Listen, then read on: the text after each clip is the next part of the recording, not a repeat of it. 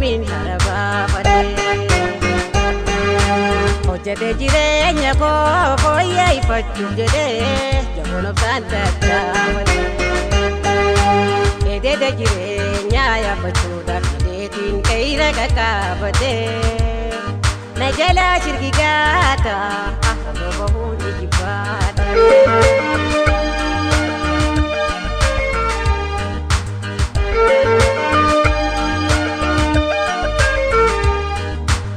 Halo haadha yashee aartii sabaaf argite gidira kutattuu onnattuu qabsooftuu namooma weellistuu tokkummaa walleewwan walooma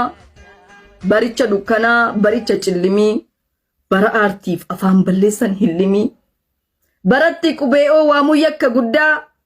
afaan oromoodhaa weelliste waan hundaa weelluuwwan warraaqsaa kan aadaaf bohaartii sagaleen dabaaltee nuuf guddiste aartii waggaa meeqaatama wareegde barakee aartii afaan keenya godhatte garakee ofii kee dagattee saba keef jiraatte aartii sabaaf rakkoo dhibee meeqa baatte dhukkubsachaa baattee aartii kee ganamaa utuu hin boqatiin gaaf tokko akka namaa utuu dhukkubarraa hin argatiin fooyyee wayyoo qajeelteere yaa giftii shaggooyyee dhibeensi cabsite si galchite suuqaa sireerraa tuun ka'iin seenteeree sanduuqa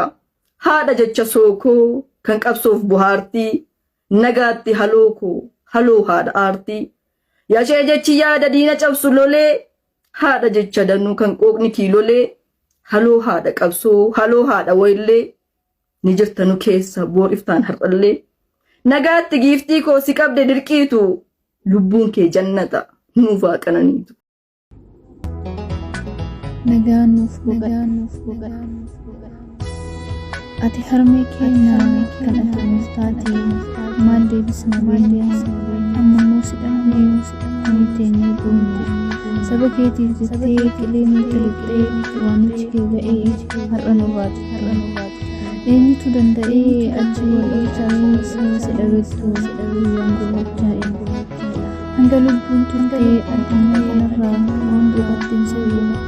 dhaga'eera gara ol ba'uudhaaf qeera qabattee diddeen biqiltuus falmatti jibbaattee kan dhalanaa jabduudha darasitti hammaattee tarii alii birraafaa si waammatee noo hacee keenyatu haala ati keessa jirtu jaallan dhaqan gaafatee sagalee kee kiilolee gamni sana sirbicha ta'ee asiin ga'e sabaa namoonni ati jaalattu onni keessaa qabaa eegaa siifaa ta'u halaan lubbuu fuulli rabbii baay'atu sinan basuu bakka deemte dubbiin akka itti jirrummoo hacaalutti nuuf himu dhiirri haqaa dhiyoota haa baafatu ilmi hin agarre malee qorrisi qalate jiraatti maraate ammayyuu siyyaa har'aa kan irraa qalatte hanga irraatti hiyyuusne waraabessi si nyaate hanga irraatti hiyyuusne waraabessi si nyaate qe'ee ati keessa hin jirre yoomuna ittiin tolu eenyuree gaafa roorroo kan gad ba'ee nuuf gabee jechaa siyyaa kadhataa kiyyaan keetis jirti dhiiga kee falmachaa obsa guddaa kenneera isheef waaqni barbaachaa anuus yaadee dhufee jiruu acheen dhufee akkuma atuu jettee jiruu gadaduu sana kan firri wal qoccoluu ija kamtu danda'ee dhufee haa ilaaluu kanarra asnaa wayyaa jedheen dhufee hacaaluu kanarra asnaa wayyaa jedheen dhufee hacaaluu kan hafanis nabiraa ta'eetti dubbadhu inni isaa qulqulluu waaqa nufaa kadhatu qaamni isaa qulqulluu waaqa nufaa kadhatu aayyoo harmee gootaa haadha dhiirafumaa fakkeenya dubartii oromoota hundumaa biraas dhabnee mootus mogolee dhageenyee jabdus hamileen yoomus yaadata seenaan sin dagatu haadha goota oromoo lubbuun kee jannatu haadha goota oromoo